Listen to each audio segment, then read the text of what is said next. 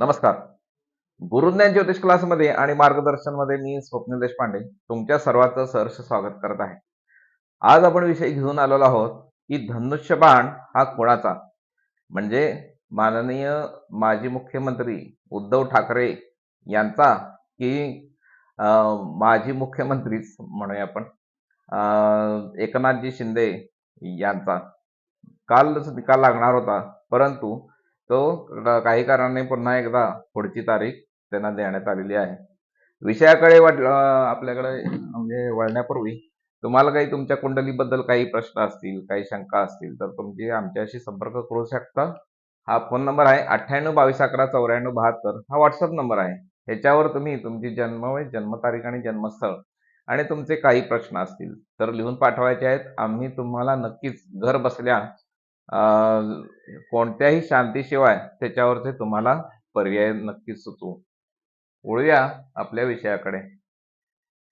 उद्धव ठाकरे की एकनाथ शिंदे, कुणालाही नक्की शिवसेना मिळणार आहे 100%. हे आपण व्हिडिओद्वारे, त्यांच्या कुंडलीद्वारे आज आपण बघायचं आहे. आणि आणखीन एक सगळ्यात महत्वाची गोष्ट म्हणजे आपण जे हे राजकारणावर संबंधी व्हिडिओ करतो, काहींना वाटू शकतो की हे व्यक्ती इकडच्या बाजूची आहे, तिकडच्या बाजूची आहे, डावी आहे, उजवी आहे. परंतु एक गोष्ट लक्षात घ्या की कोणीही, म्हणजे उद्धव ठाकरे सुद्धा मला पैसे देत नाहीत आणि एकनाथजी शिंदे सुद्धा मला पैसे देत नाहीत हा व्हिडिओ बनवा म्हणून. परंतु आपण एक अभ्यास म्हणून आणि ज्योतिषशास्त्राच्या दृष्टिकोनातून याचं उत्तर काय येतं याचा आपण नेहमी प्रयत्न करत असतो. नाहीतर माझा मत देण्या व्यतिरिक्त राजकारणाशी कोणताही संबंध नाही आणि राजकारणांशीही कोणताही संबंध नाही. तर उद्धव ठाकरे यांची 27 जुलै 1960 या दिवशी त्यांचा जन्म झालेला आहे आणि त्यांची रास येते सिंह रास त्यांची येत आहे कुंडलीप्रमाणे. आणि त्यांच्या कुंडलीमध्ये शनी हा धनु राशीमध्ये आहे. एकनाथजी शिंदे यांचा जन्म झाला 9 फेब्रुवारी 1964 साली. त्यांची रास येते धनु आणि कुंडलीमध्ये त्यांचा शनी कुंभेचा आहे. सगळ्यात महत्वाचं म्हणजे लॉंग गोष्टीसाठी, म्हणजे दीर्घकाळ टिकणाऱ्या गोष्टींसाठी शनी हा ग्रह विचारात घेतला जातो. कुंडलीमध्ये शनी हा कसा आहे हा विचारात घेतला जातो. त्यानंतर सध्या गोचरीप्रमाणे शनी हा मीन राशीमध्ये आहे. म्हणजे सध्या 7.5 कोणाला चालू आहे? मेष राशीच्या लोकांना, मीन राशीच्या लोकांना आणि कुंभ राशीच्या लोकांना. कुंभ राशीच्या लोकांना शेवटची चालू आहे.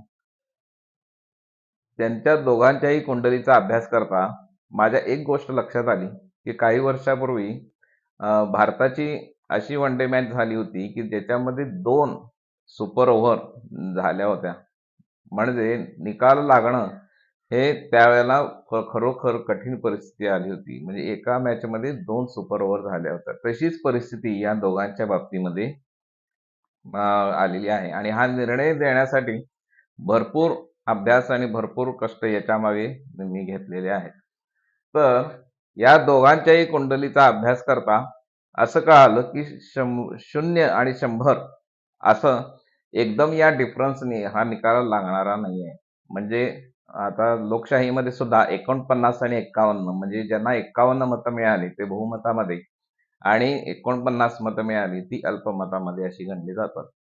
या ठिकाणी त्याच्यापेक्षा कठीण परिस्थिती अशी आहे की या ठिकाणी 49.9 आणि 50.1 अशा पद्धतीचं, म्हणजे आपण म्हणू शकतो की या दोघांच्या मध्ये असे सुपर ओव्हर भरपूर लागलेले आहेत. आणि त्याच्यातून सध्या प्रॅक्टिकलच्या दृष्टिकोनातून आणि कुंडलीच्या दृष्टिकोनातून थोडंसं माझ्या अंदाजाने झुकतं माप हे एकनाथजी शिंदे यांच्याकडे जरा झुकत आहे. आणि आता निकाल केव्हा लागू शकतो हे बघायचं आहे की आपण अपेक्षा धरून आहे की 4 दिवसामध्ये, 8 दिवसामध्ये या गोष्टीचा संपूर्ण निकाल लागेल. परंतु माझ्या दृष्टिकोनातून या अपेक्षेप्रमाणे ह्या साधारण म्हणजे लवकर हा निकाल लागणं कठीण आहे. अपेक्षेप्रमाणे वेळ लागू शकतो.